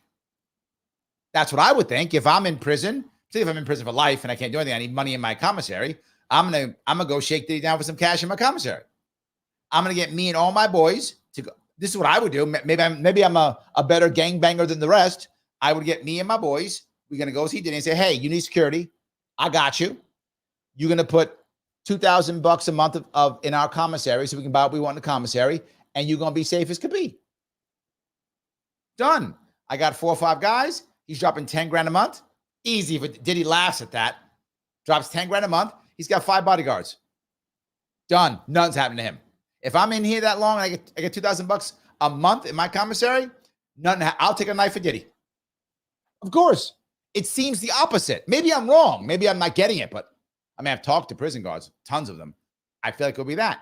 I think they're saying that because in case something happens, they will say, well, it was the evil gangbangers in jail. It wasn't us outside. We didn't do that. We love justice. We couldn't wait for Diddy to show everybody all the bad stuff. We couldn't wait. But it was those evil gangbangers in the jail. I don't see that at all. I think Diddy could easily pay for protection. Maybe I'm wrong. I mean, if you have any insight, if anybody here happens to be a corrections officer, and you have insight and I'm wrong, please tell me if I'm wrong. But it seems like you could easily get protection. Just take whichever one whatever group you want, whatever's the strongest group. Is the Brotherhood strongest there? Is whatever. You're the strongest. Okay, here's your cash. And as long as I'm alive, you keep getting cash. Done. So I really think that that's something they use just in case something happens. So yeah. So the AC says you'll notice if you'll notice a lot of people have news on deck to distract. Also, that's actually a fact. He's right. That's correct. That's a true thing. I know. I deal with a lot. If you notice that I often have in the press, I'm often mentioned in the press here or there. I'll be on a show here or there. These reporters will often talk to me. Like I'll hear stuff. We'll go back and forth and I'll hear stuff and they'll be ready. Like, that's not really hot now. That's not hot now. They are concerned about that too. They are also concerned with, to your point, what's hot, right? What's gonna get moving. They do care about that. Yes. All right. The AC goes on to say Diddy effed up and let Casey actually file papers. Well, according to Diddy's lawyers, take that for whatever you want, they say this is all just a setup and she wanted everything and that he was actually seeing somebody else and that she was just mad because he wasn't giving her attention. That's what the lawyers say. The question is who will actually believe? I don't know. Sarah, thank you for being a member. They took way too long to arrest Diddy, and that's suspicious to me. And I think timing matters. They gave him way too much time to warn people, or they watched him to see who went in and to indict more people. You know, I hadn't thought about the idea of to warn people. You know, that's a good point, sir, because again, I'm thinking about if it's me, right? If I know I'm in trouble and they may freeze my assets or change something, I'm going to set people up and go, look, Sarah, you remember those bad things you and me did? They were pretty bad. If they get me, they're going to get you. So here's what I want you to do. Take some of my money, keep it to the side. Something goes wrong, you pay my lawyers, and I keep my mouth shut. That makes total sense. Sarah be like, yep, I got you. Give me the money. I'll put it away. I will not take it because else I'm joining you in jail. So I'm not going to take the money because then you take the money, Sarah, you're going to join me in prison. So I'll keep it. I'll pay your lawyers. Just keep your mouth shut. I'll pay your lawyers. Right? I'd be figuring out things like that if I knew I was going to go to jail. Right? How do I hide this? Get this person? How do I tell someone like Morgan, don't rat me out. Don't worry about it. Don't rat me out. You know, I'll take care of this for you, that for you. And by the way, Sarah's got some friends who'll take care of you if you open your mouth. All those things. That's probably what will be happening. So I think that could have been happening. That may be why. Okay, this is becoming a conspiracy show. I didn't think this show would go down this road, but it's kind of going down this road. It's your fault, Sarah. I'm blaming you. You've made this a conspiracy show. It's your fault. All right, so I guess now, it could be that they waited so long because even Pinkerbell said it was a long time so that he could set himself up so that no one else goes down. That's possible. So that no one else goes down. So they pay his bills. Maybe he gets a little bit of time, whatever. He doesn't get life or whatever that would be. Maybe. Could be. Maybe. And in corporate says for the love of money. Yes, correct. Isn't that what I said? Did I not say? I thought I said that. Did I not say that? That I didn't know that was the name of the name of the song is not Money, Money, Money, which most people think that's the name because that is that's the chorus. But the name of the song actually is For the Love of Money. Yeah, For the Love of Money. Correct. Shelley says the Bible says that the love of money is root of all evil. Is that what it actually says? I haven't read the entire Bible since I was 18. So it's been a while. I've gone in and out here or there. But for those who don't know, I actually read the entire Bible. I don't know if I tell the story. When I was in boot camp, I joined the Marine Corps in 85 and give my age away. So when I went in, and those of you who went to military in that time frame will know, you can go with nothing. Like they give you everything from toothbrush to underwear. They give you everything. And of all the things they give you, one of the things they give you gave you, and if they still do it, was a camouflage Bible. It's true. They gave me a camouflage Bible. So while I was in boot camp, I read the entire Bible cover to cover. So yes, that was the first time I'd read the entire Bible cover to cover. So in any case, I never remembered if it was money is the root of all evil or love of money. And I think many people say that money is root of all evil. And that's what I can't stand. I hate the idea of the thing, money itself being the root of all evil. But I completely agree, Shelley. Loving money is evil. Is the root of all evil. And maybe evil too. You shouldn't love money. That's not a thing you should love, right? You might like it because you can get things with it. It's nice. And I think we all like nice things, right? I like nice things. I'm sure you do too, Shelley. I think we all like nice things. So if someone happens to know the quote, I don't mean to be a nudge tonight, but if one of you happens to know the quote, Shelley, if you could find out if someone else knows it, I would like to see it because I forgot what it actually says. And I'd be curious. Thank you for that, by the way. I do appreciate that. Yes. All righty. If I can grab this. Mike, you said Pinkerbell one set, walking the dog. I love the fact that so often when we're talking, you're walking your dog. I love the fact you care about your dog that much. You're walking it so much. That's amazing. Sometimes when Mike and I are doing shows together or when we're talking, we sometimes talk video, his dog will be in his lap. So it's just cute how much he loves his dog. That's all. I just want to say that, Mike. I love how you love your dog. That's great. Now, the AC says, in California, gratuities are taxable and tips aren't. I don't get the difference. There's a difference? You guys got to help me out on that one too. I'm giving you guys work tonight. I'm sorry, but I'm not sure where that goes. I thought they're the same, aren't they? Unless it's gratuity. Oh, is gratuity assumed? Is that the difference? Yeah. So it goes on to say sex workers would have to charge minimum wage in order to claim the rest of oh, you're right. Yeah, they couldn't do $1, could they? Yeah, legally, they'd have to say they're working for minimum wage and the rest would be a tip. You know, for you people who like to raise the minimum wage, this will raise minimum wage because the government is not going to like this at all. You're right, Shelley. Minimum wage is $1 million an hour. We want all your tax. they might do some stuff like that. So, yeah, they could do that. Yeah, that's good. That's good. That's a very valid point. They'd have to do that, so they have to change everything. That's true. Yes. Pinkerbell says, thank you for being a member. Likely rich perverts flock together. Yes, and I would say for two reasons. One of them is if you flock together with all that money, you can protect yourself easier, right? But it's something else. It then makes you feel elite. Does that make sense, Pinkerbell? It makes you feel elite because only we do the cool thing. Only we do the odd thing, us, the elite people who have all the cash and stuff. So we're cooler than all the regular people because we do it. I think, yeah, I completely agree. I think that's true. Yeah. Guys, I've been asking you a lot to click the like button. Please do so. It does matter. If you're watching on anything, Twitter, Facebook, whatever the case may be, retweet it, share it, repost it, let people know what's happening. If you happen to be watching on YouTube, please subscribe to the YouTube channel. Larry Sharpe YouTube channel. Click that bell for notifications so people know that it's happening. It is important. If you want to super chat me, if you do it, please go ahead. click that Larry Sharpe super chat. It'd be great on YouTube if you would. And of course, if you're going to become a member, and you see I grab members as fast as I can. If you become a member on YouTube, Larry Sharpe YouTube, click join, $5 a month. You are a member. I try to take your stuff first. I appreciate it. And you also get the notifications. So please, if you would do, also helps tremendously. Every bit counts. I'm trying to move this to a point where I can do more and more of these. I can travel, come back to this again, travel, come back to this again, back and forth, back and forth. So thank you so much for that, guys. I appreciate all the help that you've been doing it. So, all righty. Matt says, I like Dr. Drew and Joe Rogan now. Who knows how much stuff we've been lied to about, or true events of events unknown or played to a narrative. It makes you think, damn, how much history is fabricated. This is an issue, right? And then immediately AC says, history is written by the winners. Yes, right? There is an issue here.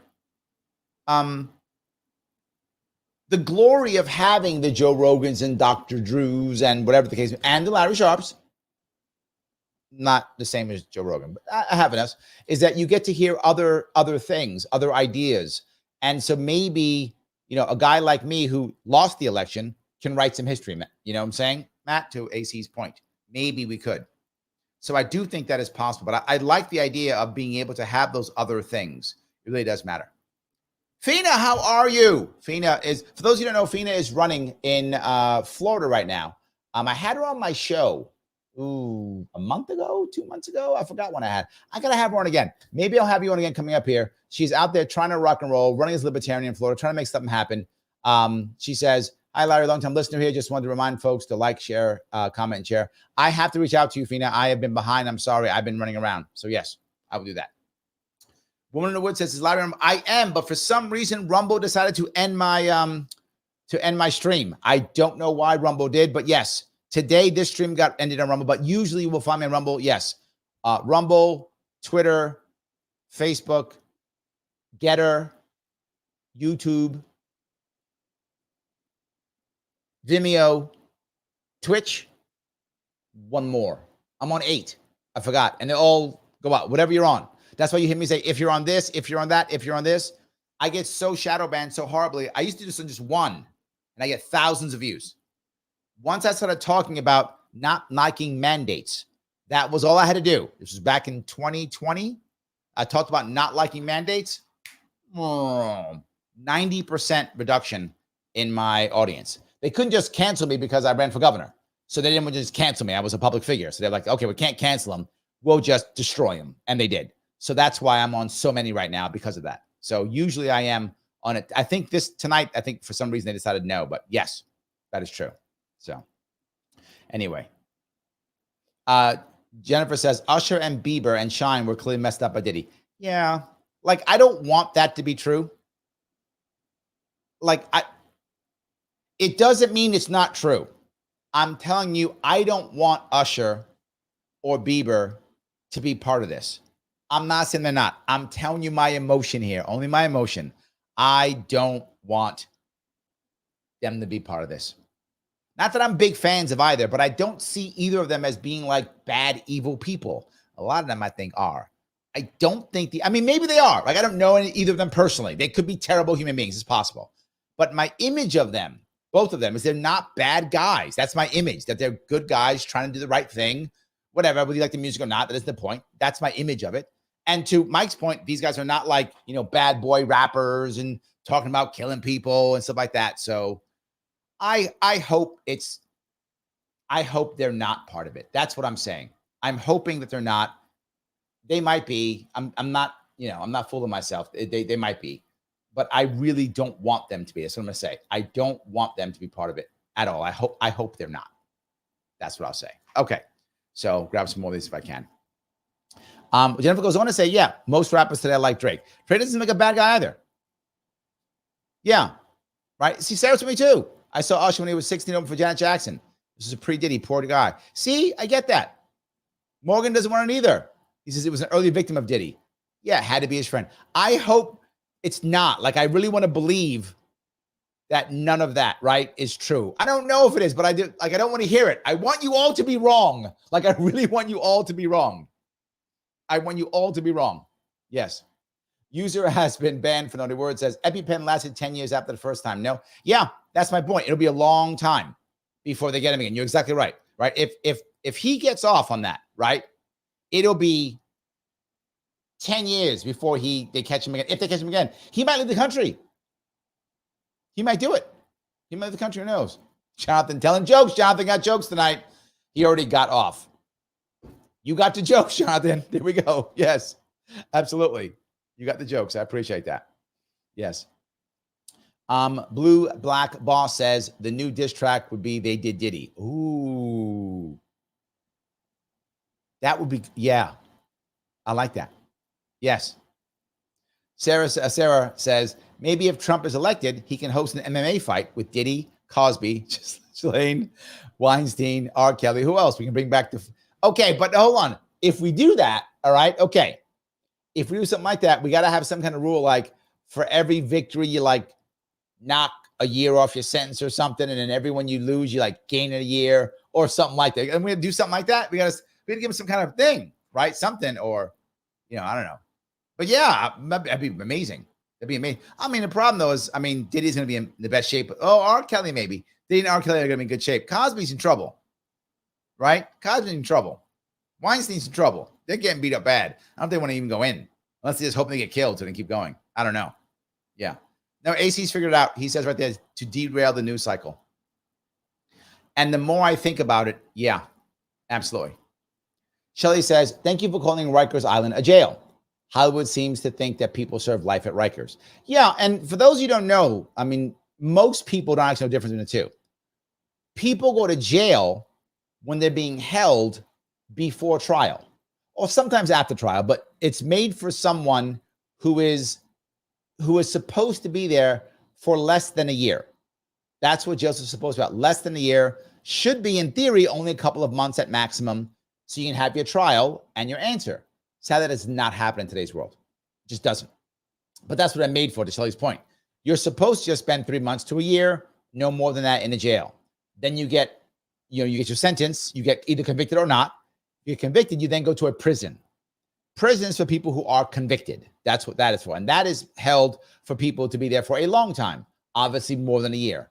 Originally, if I remember, in many states, may still be true. If the crime, the way they would say if something's a felony or not, how the misdemeanor versus felony is if the jail term could be over a year, which is why there used to be songs that would say, we'll put you in jail for a year and a day, because a year and a day made you a felon. A year, you were still misdemeanor. That's why that saying comes, we're going to put you in jail for a year and a day, which means you'll become a felon. That was what that was about.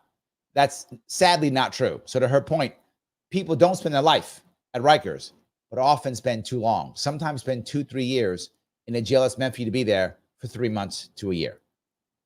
So yeah, Rikers is a very dangerous jail because it should be used as a jail, not as a prison, right? Most of the prisons in America, in New York are upstate. I think all of them. Are there any? I don't think there are any prisons downstate. I think they're all upstate. I think they are. There used to be a prison in Manhattan like 200 years ago. But no, not anymore. I don't think there's any prisons downstate at all. I can't think of any. I don't think so. But in any case, yes. All righty. Let's see here. Morgan says, is it Timothy 6:10? Do you know where it is? Doesn't sound right. Might be true. Been too much time, Morgan. Been too much time. Yeah, been too much time. Yeah, maybe. The Intercorporate says almost exactly 10 months since her lawsuit revealed the allegations. I think to someone else, not to me. I didn't get that one. Sorry about that. Yes. All righty. Let's see here. Instant Defense says money is magic. I like that. I like money is magic. Oh, it is. It is. I didn't think it was 1 Timothy. Okay, it is. There we go. I did not think that it is. For the love of money is the root of all kinds of evil. There. Okay, that's the actual verse. For the love of money is the root of all kinds of evil. But Kim says, for the love of money is the root of all evil, which while some coveted after, they have erred from the faith and pierced. All right, so either way, whichever version you use, she's using King James, obviously, which is the one I know. So yeah, okay. So it is the love of money. I'm in. That's what it is. There we go. The love of money. Thank you, guys. All right. Matt says gratuities are mandatory. Okay, see? There we go. All right, we're good. Okay, AC says correct. He's right. There we go. Got it. All right. Etelka, same thing for love, money, rule of evil. All right, so we got it down. All right, we're good. Now, we're learning all kind of things tonight, aren't we? There we go. There we go. I love it.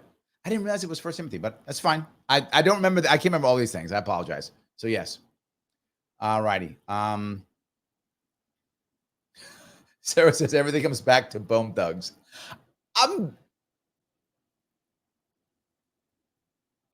And Harmony. Anyway, Mike says, Khan, my dog, full name Genghis Khan Vasquez, is a camera hog. He knows people think he's cute. You should see when he dances on live streams. There we go. And he is cute. Yes, absolutely. That's absolutely true. Yes. Pinguin says, yes, exactly, Larry. Big club, we ain't in it. Yes. And that was George Carlin, right? Who said that one? George Carlin? He said that? Yeah, and I do. And I think the funny part is, as they do bad things together away from everyone else, they actually feel better about it. See, we get to do the bad things because we're the cool people. Yes, absolutely. All right. Morgan says, there's an African proverb that says, until the lion learns to write, history will be always favor the hunter. Huh. Okay. Peekaboo says, Larry pulling Joe Rogan numbers would get him out of the bunker. It would. You're not wrong. Peekaboo, you're not wrong. Yes, absolutely. 100%. Woman in the Woods says, Larry, I've been listening to you since 2016-ish. Wow. 8 years. Look at you go. I had the pleasure of meeting you at the LPPA, which is the Libertarian Party of Pennsylvania convention this year, while I was getting coffee one morning. Thank you for all you do. I wasn't joking, guys. Like, when I go out and talk to people, I just talk to people all the time. You can see me other places. I have people around me sometimes. I have a crew sometimes around me. I do. But you can still talk to me. I talk to people all the time. I will, if I'm eating, I'll have lunch with people. I'll chat. I'm just the guy who keeps talking to people. I don't mind at all. How do you think I know so many of you? Can I ask questions about you? Yes, that's what I do. So Shelly goes, Roku. Thank you. Yes, Roku. I'm on Roku also. Yes, thank you for that. Absolutely. Yes. All righty. Another super chat. Sarah says, speaking of songs. Oh, wait a minute. This one already. Wrong one. Hold on. Let me grab this one. I'm going to grab. Super Weapons, $2. What are your thoughts on Jill Stein and the Breakfast Club? I want to bring this up if I could. It's a little bit off topic, but it's fine. It's a super chat. I'll do it anyway. Jill Stein should show everybody how corrupt the DNC is. It should be crystal clear. Why? The DNC was basically ignoring Jill Stein for months, just ignoring her, right?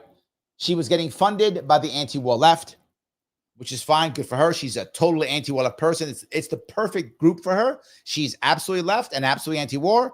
Perfect donor base for her. And it was working well. She's making some money, doing some stuff, winning here, losing here, whatever. They were kind of ignoring her.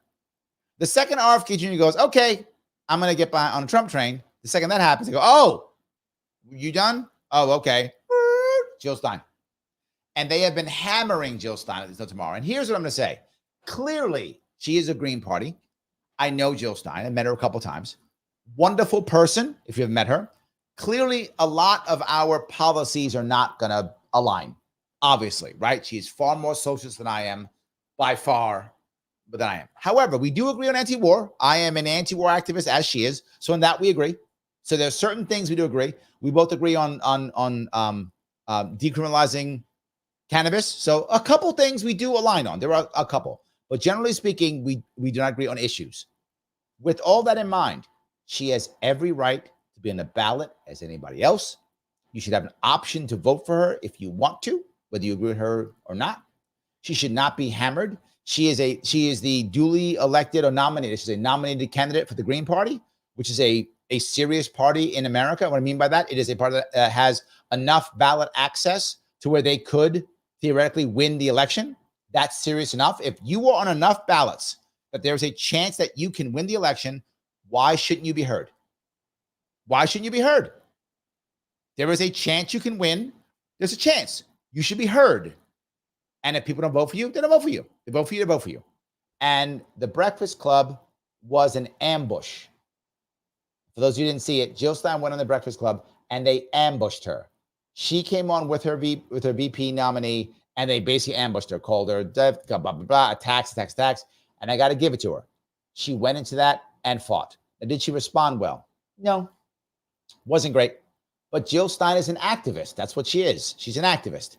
So she doesn't always respond to the attacks from the establishment as well as one could. Now, if I was coaching her, maybe she'd be better. But that isn't the point. The point is, kudos to her for going into the ambush. Kudos to her for trying. Horrible that the DNC is attacking her and stopping her from being heard. Horrible the DNC is ambushing her, trying to destroy her and make sure she is disrespected, disengaged, not in anything. Now they'll bring her on to their media now so they can ambush her and make her look bad, calling her Putin puppet, saying she's part of the rush, nothing but bad stuff. She is none of those things. She may believe some of those things that you might think. Yes, she probably does believe those things, but she's not getting paid by Russians. That's not a thing. That's made up. She's not. If you think her policies are wrong, they're just wrong. She's not being paid by this guy or that guy. That's not. And people getting paid are the people who are ambushing her. They're getting paid by the DNC, right? Though the people who are getting paid are the people who are ambushing her and calling her a lie, and saying that she's being paid. Those are the people being paid. So that's my view on that. Again, I'm not going to vote for Jill Stein. We don't agree on policy, but she has every right to be in the press like anybody else, to be treated like any other presidential candidate, and to be on the debate stage like anybody else. If you don't like her, don't vote for her. But she's on enough ballots to win. She could, in theory, win the election. She's on enough ballots in enough states. That is a valid candidate. That's what I think. So I support her completely. Ryan says, so thank you for $5. I appreciate it. If you commit crimes due to money, does that mean you are against money control? Lol. If you commit crimes due to money, commit a crime because you don't have cash, so you don't like money control. No. It means you want to control the money. You're okay with money control as long as you're the one controlling it. That's what I say about dictatorships. Dictatorships are amazing if you're on this side of the firearm. Then it's good, right? You're against the wall. I'm behind the firearm. Not so bad. The problem is when I'm against the wall. That's when it becomes bad. So I would say you want to control the money. How about that? I would do that. Yes. All righty. Okay. So Matt was saying, speaking of Jill Stein, she was talking bad about RFK because he has a super PAC. I know. She's just jealous. I'm not joking. She would love to have a super PAC. Of course she would. She would love that. Let me be very clear. In today's world, every candidate wants a super PAC because that's how you win. Super PACs or massive infrastructure within the party structure. Either one of those two, 100%. That's what it is. Yeah, that's what it is, 100%. All right. Kim says, gratuity is defined in the labor code as a tip, gratuity, or money that has been paid or given to or left for an employee by a patron of a business over and above the actual amount due for services. So according to this, gratuity and tip are the same. That's what I thought, right? That's what I thought. But maybe in this case, they're splitting hairs, Kim. Maybe. But that's what I think. Maybe. Yeah. I'm not really sure on that one. Yeah. All right. Another super chat. Thank you so much, Lunatic. Movies. Spy Game. The Matrix. Surviving the Game. New Jack City. Falling Down. They Live. These films are game-changing. All right, let's see. Get that. I walked out. They Live is one of my favorite movies. Totally a cult classic. 86, 87, something like that. 80s, right? They Live in the 80s. Roddy Piper, Keith David. Great movie. Absolutely. Yes. 100% great movie. Love it. I still use memes for it. It's great. If you have, I had my daughter watch it with me because it makes so much sense. Yes. Falling Down 100%. Michael Douglas. Is that right? I think I'm right with Michael Douglas on that one. Great movie about a guy who's just done. And that was like 90s. And that movie could be today. Like that. In fact, They Live too. They Live could be today. Falling Down could be today. New Jack City. Yeah, but not.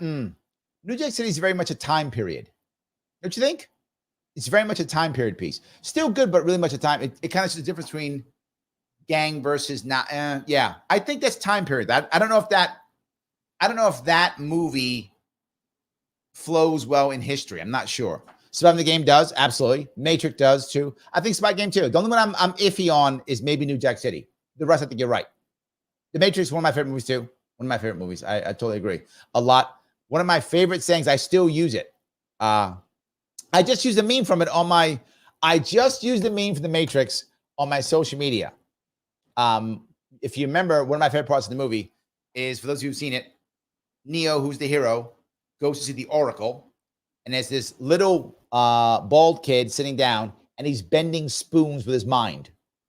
And as he's bending spoons, Neo's watching, going, "Wow, you're bending a spoon." He says, "When I'm going to I don't remember the exact phrase, but I'm paraphrasing. He goes, when bending the spoon, don't concentrate on bending the spoon. That's impossible. Instead, try to focus on the truth." And he goes, "What truth?" And he says, "There is no spoon." And I say that all the time when people think there's something. I go, "There is no spoon." People say, "We're going to fight for democracy." There is no democracy. We're going to fight for the people. There are no people. I love that one. That's one of my favorite ones from The Matrix. So, yes, I appreciate that. That's a good one. So, Instant Defense says, Santa Sangre? Santa Sangre. Is that a movie? This one I don't know. Like everything you guys done so far, I've known. This one I don't know. Is this a movie? Well, I'm going to check it out now. They got me. I've been asking you to do all the work. Now you guys making me do work now. Okay, hold on. It's fair. I've been asking you to do work. I can do some too. Oh, it is. Oh, it is. I have not seen it. 89. All right. I have homework. I will see if I can watch it. Okay. I will see if I can watch it. I've not seen it. Instant Defense. I don't know what it's about. A former circus artist escapes from a mental hospital to rejoin his armless mother.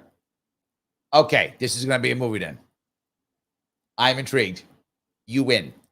I will watch this weekend. Okay. You win. Done deal. That was good enough. I read that. Done. So watching it. 100%. Yes. Jonathan says DJT was close with both Combs and Epi.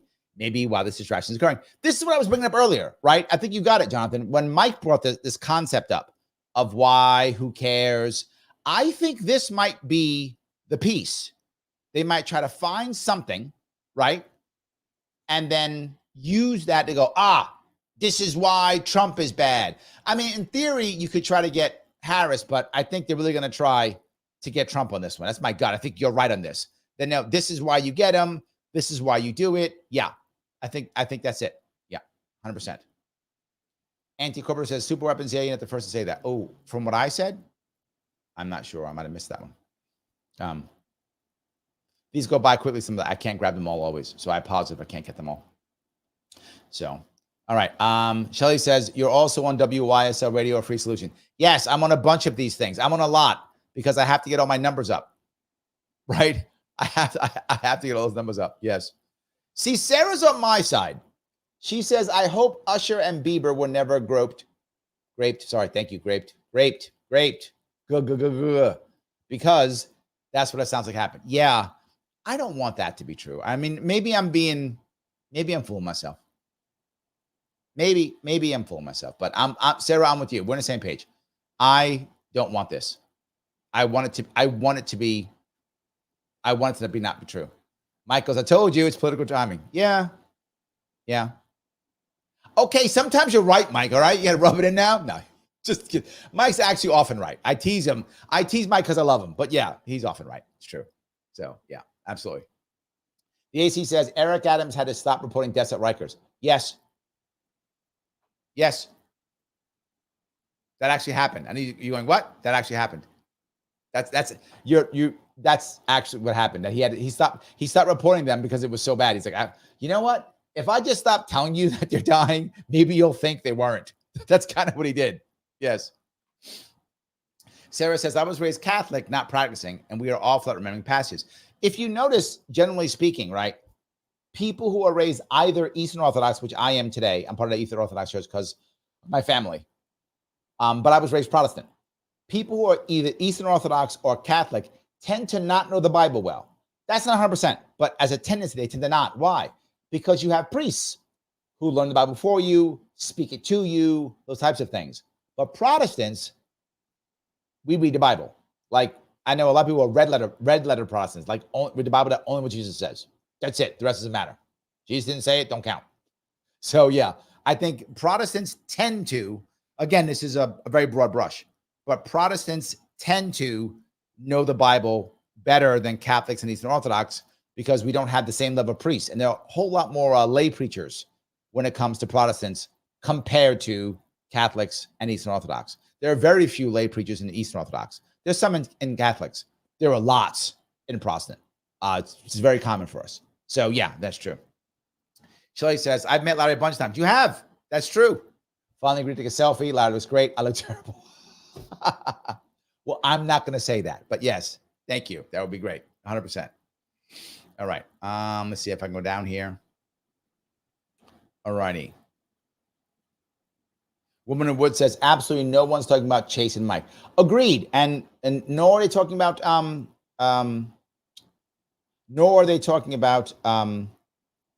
Cornel West.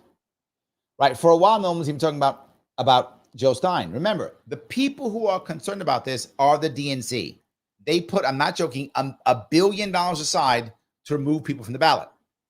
The Democrats do not want to have an answer. That's not what they want. So why would they? They have Orange Man bad. They have Orange Man bad. That is their answer. So I don't want to make anything. So instead, let's just get all the other people off the ballot. And they focus one at a time. The first person they focused all their ire on was RFK Jr. Every bad story, every bad this, ignore him from that, attack him on this, bad news cycle, bad news cycle, bad news cycle, story from 10 years ago, story from 20 years ago, story from 15 years ago, story from 20, 30 years ago. Boom, boom, boom. Well, he said, okay, I'm on Trump train. Oh, good. He's out of our way. Now, boom, the next one, which is Jill Stein. Jill Stein can make some impact. Sadly, Chase and Cornel West won't. The odds are they won't even break 1%. They can't raise the money. Cornel West has a chance of doing something decent only because he may get the youth vote, but I'm not sure. The biggest issue is Jill Stein is the only anti-war candidate now. Don't get me wrong. Trump is less war than Harris. Harris is the ultimate war candidate. Trump is like Junior. But Jill Stein is actually a true anti-war. She's so anti-war that I think when I say Jill Stein's name, Mike gets a headache. He's like, oh, I got a headache. So I said Jill Stein. That's how much of an anti-war candidate she is. It is that bad. She's like 100% get rid of everything. And if you are an anti-war person, if that's important to you, if you value that tremendously, she's the one for you. It's the perfect connection if that's where you are. And there's a chunk of Americans, a couple of percent. I mean, it's not going to win, obviously, right? I mean, I don't mean to be mean, but can she make impact? Yes. Jill Stein can make impact. Why? Because this race could be won on 2%. And if that 2% goes to Jill Stein and doesn't go to Harris, Trump could win this thing on that 2%. Democrats know that. They know that Chase and Cornel West aren't going to make a dent. And if anything, they'll bounce each other out, if anything, but they're not going to make a dent. Jill Stein could. Jill Stein is raising money. She's raising money. She already broke $1 million. She's raising money. She raised $300,000 just for New York State for ballot access. She's raising money. So that is why they're not talking about if Chase and if Cornel West are raising millions of dollars, they'd be attacking them too. And I know you're saying, Larry, about this damn money thing. Yes, it's about the money thing. It's about the money, 100%. Ryan's on my side. He says he's talking to Sarah, but he's on my side. He goes, I was raised Baptist and Lutheran, but devout Catholic. Now, I still don't remember scriptures. When you were a Protestant. Yes. When you were a Protestant. Yes, it's true. Absolutely. When you were a Protestant. I know that's why I even thought to read the Bible. I was raised Protestant. That's why I was thought to read it. I had a Bible in my house. I have a Bible now. I have one in my house. I haven't read it though. I haven't read the full Bible in literally since I was 18. That's the last time I read the full thing. And I remember pieces of it here or there. Clearly, some I've forgotten a lot though. But yes, of course. So in any case, that's good. All right. Jens Corporate says, AC, I'm sorry, says, did you see her on Zateo? Many ate her for breakfast. That was another horrible ambush. Yes, I did. I couldn't watch the whole thing. Mehdi wrote a book. I don't know if you guys know that. I forgot the name of it. I read his book. He wrote a book on how to smash people. Like basically, here's how to devastate them. He wrote a book. If I ever go on a show, I'm going to refresh his book before I go. Obviously, no one told Jill Stein that he wrote a book or never told her to read it because he has a formula. Here's how I trash you. He says it even when he's running. Here's how you fight if you're wrong. Here's if you have the data. Here's if you don't. He tells you how to do it. When to yell, when not to yell. It's you wrote a whole book on it. You get on Audible. That's how I got it. Audible. Just get it. So yes, they didn't bother reading it. 100%. They didn't do it at all. Yes. All righty. I'm glad there's chatting a lot. It's very good. All right. Shelley says, is anyone noticing that both Democrats and Republicans are saying things like the libertarian part of me? Yes. A lot of people are mad at Angela McArdle, who is the chair of the Libertarian Party. A lot of them are. But she said something that she was exactly right. She said libertarians could decide this election this year. She's not wrong. Give or take, people who vote libertarian, we know could be about 3%. That's what Gary Johnson got, right? That's our best, 3%. So at our best, we're about 3%. Well, that's that same 2%. Yes. But many of them aren't going to Chase. They aren't. You see it. They're not going to other people. To Chase, they're not going to Cornel West. Where are they going? They're going to Trump, Harris. You see it online. People saying, I'm a libertarian, I'm voting Harris, I'm voting Trump. You see it? And the hardcore anti-war libertarians might even go to Jill Stein. So, yeah, everyone's trying to grab a piece. They all want a piece, right? That's their goal. So, yes. See, Morgan says, I thought tipping gratuity was synonymous. Me too. Yes. See, I'm not the only crazy one. Me too. 100%. All righty. I am going to watch that, by the way. Yes. Ryan agrees. Falling Down with Michael Douglas is a classic. 100%. 100%. Piggybar says, I don't know. I feel like if she wanted a super PAC, there's enough money floating around from people with the best interest in pulling off votes from them. No, but okay, to be forward. Piggybar, when people make a super PAC, they don't need your permission. So Piggybar, you decide, I'm going to run for Congress. And I go, oh my God, I would love Piggybar to win in Congress. I just start a super PAC. I don't ask you. I don't tell you if I don't want to. I start one. I start a super PAC and I call it the Pink is In PAC, whatever. That's a kind of cool name. I call it that. And then I raise money and go, I'm trying to get, candidates like Piggybar to win. Give me money and I'll start supporting her. So you don't even have to ask. If I think that I want to, I just do it. You can't stop me. You can tell people you don't support me if you want to. You can say that, but I can do whatever I want. I can do ads for you. I can write. I think $5,000. I think is the max that I can give directly to your campaign. So I give money directly to your campaign. I can do it. I can buy signs for you. I can help you with door knocking. I can pay door knockers to go out and then knock on doors for you. I can do that. So if people wanted it, they would just do it. The person doesn't have to ask. The super PAC supports who it wants to support, right? And that's what it is. So just for clarity, you don't have to ask for it. They can just do it. So, all righty. AC, Bad Santa. Also a very good movie. I agree. Yes. Jennifer says, J-Lo just endorsed Harris, and she was with Diddy when the shooting happened. That's Shine with her. She trying to get a pardon. Jennifer, J-Lo trying to get a pardon. I'll endorse you. Something happens. Pardon me. Absolutely. Yes. All right. Jess says, you got a show with no soundbites allowed tomorrow, right? Hey, did I miss you covering speaking at the INC 24? Just joined 5:30. Jess, 2 parts. Yes, tomorrow at 3 p.m. Eastern. I'll be on, but it's not on No Soundbites Allowed. It's on Old Man Voss. All right. Old Man VASS. It's on Old Man Voss tomorrow at 3 p.m. We're talking about sci-fi villains. We're doing a top 10, each top 10. You're going to see who has the cooler top 10. It's me. But that's okay. You'll see who has the cooler top 10. So that's what we're doing tomorrow. I did not talk much about INC 24 because the stuff won't be coming out. I thought it was going to be live streamed. It's not. So it won't come out until next week. So I'll probably talk a bit about it next week. I may chat more about it tomorrow. I'm probably going to do I will do an AMA tomorrow, probably around 7 or 8. Depends on how long Mike keeps me. I'll do probably one at 7 or 8 p.m. tomorrow. And at that point, we'll answer all the questions about that also. So we will answer all of those questions at that time. Lunatic is going to say, New Jack City, crack, fentanyl, oxy, heroin. Oh, yes, right. I'd forgotten about that. You know what? I take that back. It might, because for those who don't remember that movie, New Jack City, that's Chris Rock, Ice-T, Wesley Snipes. Is that right? Did I get that right? I think I got that right. Those three are in that one. They actually show how they make crack, people wanting to have crack, all that kind of good stuff. So yeah, that's a good point. I didn't think about that. Yes. Pickabout says only in red words. You didn't know that? That's a thing? Those of you who've been around more evangelical Protestants, if you've been around them at all, or you are yourself, there are people who call themselves red letter Christians. I've known many of them. And they're like, I only read the red words. Like, those are the words that matter.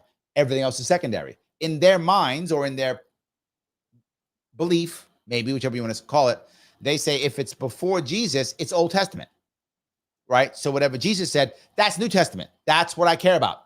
The rest is Old Testament. And I'm not saying they're right or wrong, Pinkerton. I'm just saying that is a sect of Protestants. And the Bible they have is called a red letter Bible.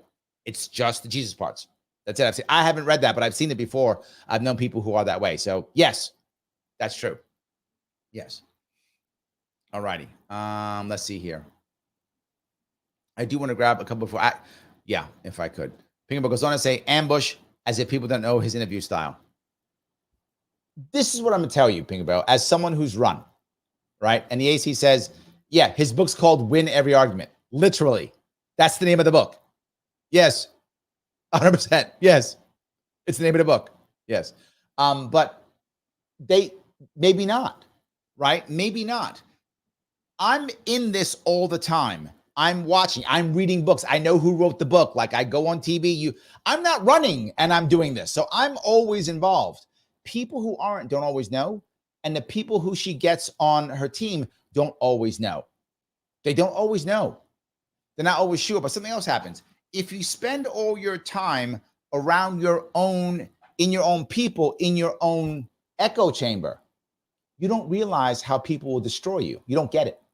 You don't see it, right? I see with libertarians all the time. Libertarians are all around together with all libertarians. They go someplace else and get slaughtered by somebody else. Don't know why. Well, because you don't talk to them. I'm the idiot who talks to everybody. So I hear all the arguments. I see what they're saying. And I have something else a lot of people don't have. A lot of people don't have a lot of empathy for the other. Well, he doesn't think like I do. Therefore, he's evil. She thinks differently. Therefore, she's evil. I try to the best of my ability to assume that the person I'm talking to, if they disagree or not, is still trying to get the right thing done. I assume that to be true. I mean, there's some bad people who don't care, just want to win, but I assume they're not. So yeah, I'm with you. To me, it's obvious. To others, not so much. So yeah, AC says, but people still run into that buzzsaw. Well, this is the second piece. You have an option here. Do you go unprepared or do you not go? And when it's someone like that, here's what I know happens. Again, I've done this before. They go, the people tell her, hey, can we get Jill Stein on today at 5? That's how they do it. They don't go, hey, 2 months from now, can you prepare Jill for this? They don't do that. They literally say, they go, hey, Pinkerbell, can you come on Mehdi Hassan's show today at 5? You go, it's 2 o'clock. Yeah, can we have her in studio today at 5? It's an hour to travel. I know. Can we have her today at 5? Holy crap. She's already got something to do. I know. Can we have her today at 5? So she's already doing a lunch, got to travel an hour to go see him. You have an hour in a car to prep. You might be tired. You might want a nap. You might have donors to call. That kind of stuff happens all the time. And they know it. That's done on purpose, right? They're not going to go, hey, can we have Jill Stein on next Tuesday so he has 4 days to prep? No. We want her in 3 hours. Otherwise, no. And now your team has to go, do I say no to that?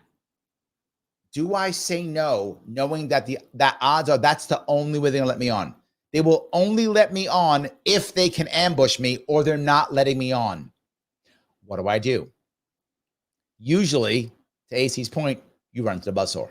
Because at least, you know what? We're talking about it. Without it, when I'm talking about her. So you take the buzzsaw. Because your option is no one hears about you.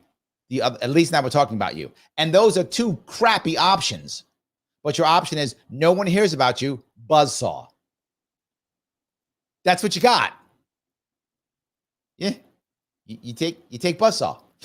So yes. Adrian says, I heard she, thank you for being a member, by the way, Adrian. I heard she gained a lot of supporters from the Muslim population after that Breakfast Club interview. She did.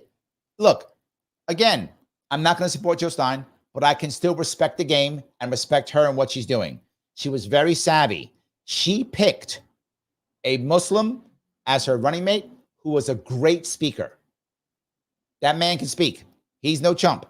The guy can talk the talk. He's a Muslim, good-looking man, talks the talk. Right next to her, beautiful look. And yes, after people saw him, they're like, yep, he's in. If I'm not mistaken, in the Muslim vote now, in many places, it's 50-50. Jill Stein and Harris. In fact, Harris has sent Waltz into like Wisconsin and Michigan trying to get the Muslims back. That's true. You're totally right, Adrian. And that's why they're trying to attack her, right? Trump is taking far too big of the black vote. If I remember right, if I remember the numbers from Biden was like plus 80, plus 90 on the black vote in 2020. She's like plus 65, plus 70. That's massive. That is massive. And now the Muslim vote, I mean, it was not, I mean, Trump did not do well in the Muslim vote at all in 2020. 2024, he's still not doing great at all. He's not doing great. But now that big chunk that she's getting is now going to Harris. I'm sorry, it's going to Stein. So the Democrats are playing defense. They're playing offense in this to get rid of these people. So yeah, that's the hope. If you can make Jill Stein crazy, then we hope that for them that will happen. So yes. All righty. I do. You know what? There are a lot of the guys saying something. I want to grab a couple of these here. All right. I'm glad you guys are chatting so much. A lot of good stuff's happening. All right. Last one I'll bring up here if I could. Jennifer says, Trump can get black men. Well, I would say this, particularly young black men. That's true. Absolutely is getting young black men. 100% true. That's absolutely happening. You see it. About 30%, something like that. He's definitely getting a lot. It's absolutely true. Guys, I want to ask you one more time if I could. Please click the button that is like. Every single click does matter. I bug you all the time because it does matter. If you haven't shared it, please share it. If you can subscribe on YouTube, if you happen to be watching YouTube, please subscribe. Click that bell for notification. Thank you guys for someone in the super chats. I appreciate it. If you want to become a member, supposed to be, as you see, I try to grab members' comments to the best of my ability. They go to the front, to the best of my ability if you can. Become a member. Click that join button on Larry Sharpe YouTube. It's $5 per month. Keeps me doing this. Keeps everything rocking and rolling to the best of my ability. I do appreciate it.